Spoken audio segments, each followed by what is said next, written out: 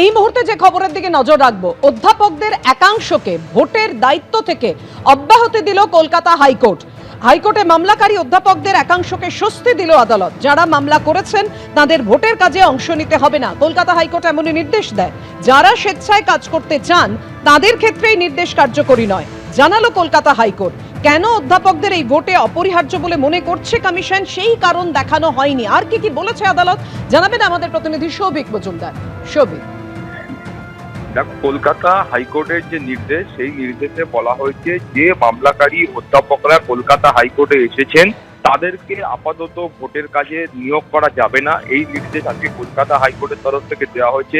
পাশাপাশি বলা হয়েছে শুধুমাত্র মামলাকারী অধ্যাপকদের ক্ষেত্রেই এই যে নির্দেশ সেটা বলবৎ থাকবে, এবং বলা হয়েছে যে মামলাকারী অধ্যাপকরা এখনো পর্যন্ত প্রশিক্ষণ নিয়েছেন তাদের কিন্তু ভোটের কাজ করতেই হবে। অর্থাৎ যারা মামলা করেছেন অথচ যারা প্রশিক্ষণে অংশগ্রহণ করেছেন তাদের ক্ষেত্রে এই নির্দেশ বলবৎ হবে না।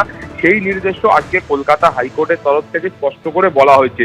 এখন তুমি জানো এই মামলার সূত্রপাত এখান থেকে, যে এই অধ্যাপকদের বক্তব্য ছিল যখন কোনো অধ্যাপক বা এই পদমর্যাদার আধিকারিকদের ভোটের কাজে নিয়োগ করতে হয় সেই সময় নির্বাচন কমিশনকে নির্দিষ্ট করে বলতে হয় যে কেন তাদেরকে ভোটের দায়িত্ব দেওয়া হচ্ছে এবং কেন তাদেরকে অপরিহার্য বলে নির্বাচন কমিশন মনে করছে, এবং কোন আপাতকালীন গুরুতর পরিস্থিতিতে এই অফিসারদের বা আধিকারিকদের বা অধ্যাপকদের নিয়োগ করা হচ্ছে সেটা লিখিত আকারে বলতে হয়। এখন মামলাকারী অধ্যাপকদের অভিযোগ হচ্ছে নির্বাচন কমিশনের তরফ থেকে যে বিজ্ঞপ্তি দেওয়া হয়েছিল সেই বিজ্ঞপ্তিতে কিন্তু এই ধরনের অপরিহার্যতার কোনো কারণ দেখানো হয়নি, এবং কলকাতা হাইকোর্টের কাছে যখন মামলা হয় সেই সময় কিন্তু নির্বাচন কমিশনের তরফ থেকে এই ধরনের কোনো কারণ দেখানো হয়নি। ফলে এইটা না দেখানোর কারণেই কিন্তু আজকে কলকাতা হাইকোর্টের তরফ থেকে যে নির্বাচন কমিশনের যে বিজ্ঞপ্তি ছিল সেই বিজ্ঞপ্তিতে হস্তক্ষেপ করা হয়েছে, এবং মামলাকারী অধ্যাপকরা যারা এখনো পর্যন্ত প্রশিক্ষণ নেননি সেই অধ্যাপকদের কিন্তু ভোটের দায়িত্ব পালন করতে হবে না, সেই নির্দেশও দেওয়া হয়েছে।